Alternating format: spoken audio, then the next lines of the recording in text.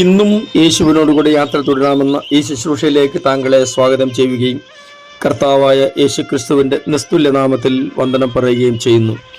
നമ്മുടെ ജീവിതത്തിൽ ഒരിക്കലും ഒഴിച്ചുകൂടാനാവാത്ത ഒരു സംഗതിയാണ് പ്രാർത്ഥന എന്നുള്ളത്. അത് തിരിച്ചറിയുന്നവരാരും പ്രാർത്ഥന ഒഴിവാക്കാറില്ല, ഉപേക്ഷയായി വിചാരിക്കാറില്ല. നമുക്ക് വാസ്തവത്തിൽ എവിടെയാണ് പ്രാർത്ഥിക്കാനൊരു സ്ഥലം?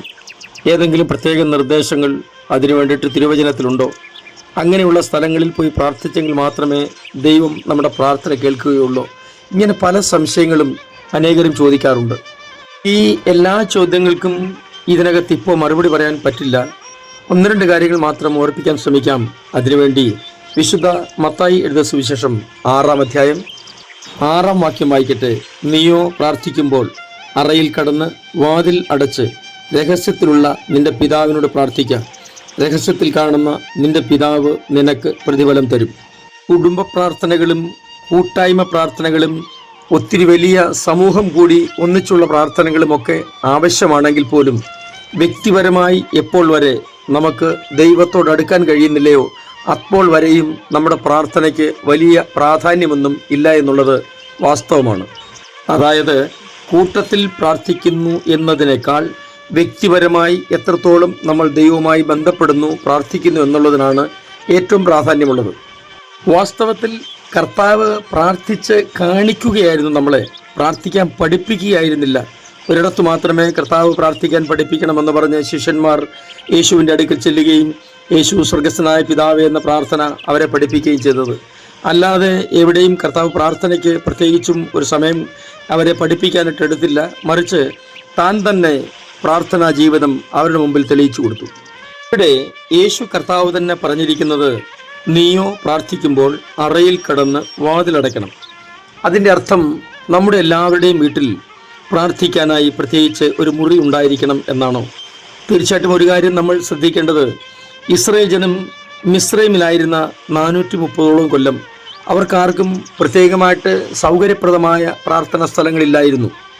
അടച്ചുറപ്പുള്ള വീടുകൾ പോലും അവർക്കില്ലായിരുന്നു എന്നുള്ളത് വാസ്തവമായ കാര്യം തന്നെയല്ലേ? എന്നാൽ അങ്ങനെയുള്ള സമയങ്ങളിലും അവർ പ്രാർത്ഥിച്ചില്ല എന്നാണോ നമ്മൾ വിചാരിക്കേണ്ടത്? അല്ല, ഒരിക്കലുമല്ല. കാരണം യഹോവയായ ദൈവം തന്നെ മോശയെ ഈ ജനത്തിന് മുമ്പിൽ നടക്കാൻ തിരഞ്ഞെടുക്കും മുമ്പ് മോശയോട് സംസാരിച്ച കൂട്ടത്തിൽ യഹോവ പറഞ്ഞത് ഇങ്ങനെയാണ്, ദൈവം പറഞ്ഞത് ഇങ്ങനെയാണ്, എൻ്റെ ജനത്തിൻ്റെ കഷ്ടത ഞാൻ കണ്ടു, എൻ്റെ ജനത്തിൻ്റെ നിലവിളി ഞാൻ കേട്ടു, അവരുടെ സങ്കടം ഞാൻ അറിയുന്നു, ഞാൻ അവരെ വിടുവിപ്പാൻ അവരുടെ അടുക്കിലേക്ക് ഇറങ്ങിച്ചെല്ലും.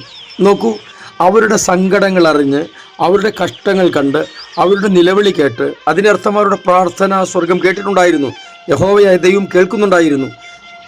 എന്നാൽ അപ്പോൾ തന്നെ അവർക്കാർക്കും പ്രാർത്ഥിക്കാൻ പ്രത്യേക ഇടങ്ങളില്ല, അടച്ചുറപ്പുള്ള വീടുകളില്ല, അറയിൽ കടന്ന് വാതിലടയ്ക്കണമെന്ന് പറയത്തക്ക നിലകളിൽ എവിടെയും അവർക്ക് സുരക്ഷിതമായ മുറികൾ ഉണ്ടായിരുന്നില്ല എന്ന് തന്നെയാണ് ഞാൻ വിചാരിക്കുന്നത്.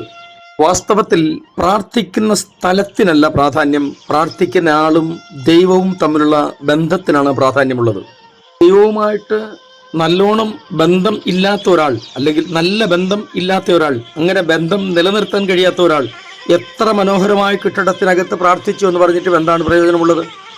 അപ്പോൾ ഇവിടെ കർത്താവ് പറയുന്നത്, നീ അറയിൽ കടന്ന് വാതിൽ അടയ്ക്കുക എന്ന് പറഞ്ഞാൽ നമ്മുടെ മനസ്സിനെ ഏകാഗ്രമാക്കണം. വേറെ എങ്ങോട്ടും നമ്മുടെ ശ്രദ്ധ പോകരുത്. അങ്ങനെ മനസ്സ് ഏകാഗ്രമാക്കി, ഹൃദയം ഏകാഗ്രമാക്കി ദൈവത്തിൻ്റെ സന്നിധിയിൽ ഇരിക്കുമ്പോൾ നമ്മുടെ പിതാവിനെ അല്ലെങ്കിൽ ദൈവത്തെ നമുക്ക് കാണുന്ന ഒരു അനുഭവം നമുക്ക് ഉണ്ടാവും. അതെ, കർത്താവ് പറഞ്ഞിരിക്കുന്നത്, രഹസ്യത്തിൽ കാണുന്ന നിന്റെ പിതാവ് നിനക്ക് പ്രതിഫലം തരും. അതിനിങ്ങനെയും ഒരു അർത്ഥമുണ്ട്. നമ്മൾ അങ്ങനെ ഇരിക്കുമ്പോൾ രഹസ്യത്തിൽ കാണുന്ന ഒരു പിതാവ് എന്ന് പറഞ്ഞാൽ നമ്മളെ കാണുന്ന ഒരു പിതാവ്. അതേ പ്രിയരെ, നമ്മുടെ കഷ്ടങ്ങളിലും സങ്കടങ്ങളിലും ഒറ്റപ്പെടലുകളിലും നമ്മെ കാണുന്ന ഒരു കർത്താവ് നമുക്ക് വേണ്ടിയുണ്ട്. ആ ദൈവം നിശ്ചയമായിട്ടും നമ്മുടെ പ്രാർത്ഥന കേൾക്കും. ഞാൻ ഇന്ന് നിങ്ങൾക്കൊണ്ട് പ്രാർത്ഥിക്കുന്നു. സ്വർഗീയ പിതാവേ, എൻ്റെ എല്ലാ പ്രിയപ്പെട്ടവരെയും അങ്ങയുടെ കരങ്ങളിലേക്ക് ഏൽപ്പിച്ച് അനുഗ്രഹിച്ച് പ്രാർത്ഥിക്കുന്നു. ഞങ്ങൾ അങ്ങയുടെ നാമത്തിൽ പ്രാർത്ഥിക്കാനായിട്ട് കൂടി വരുന്ന സ്ഥലത്തെക്കാളുപരി ഞങ്ങൾക്ക് അങ്ങയുമായുള്ള ബന്ധത്തിനാണ് പ്രാധാന്യമെന്ന് ഞങ്ങളെ പഠിപ്പിച്ചതിനായിട്ട് സ്തോത്രം. യേശു ക്രിസ്തുവിൻ്റെ അൻപുള്ള നാമത്തിൽ തന്നെ ആമേൻ.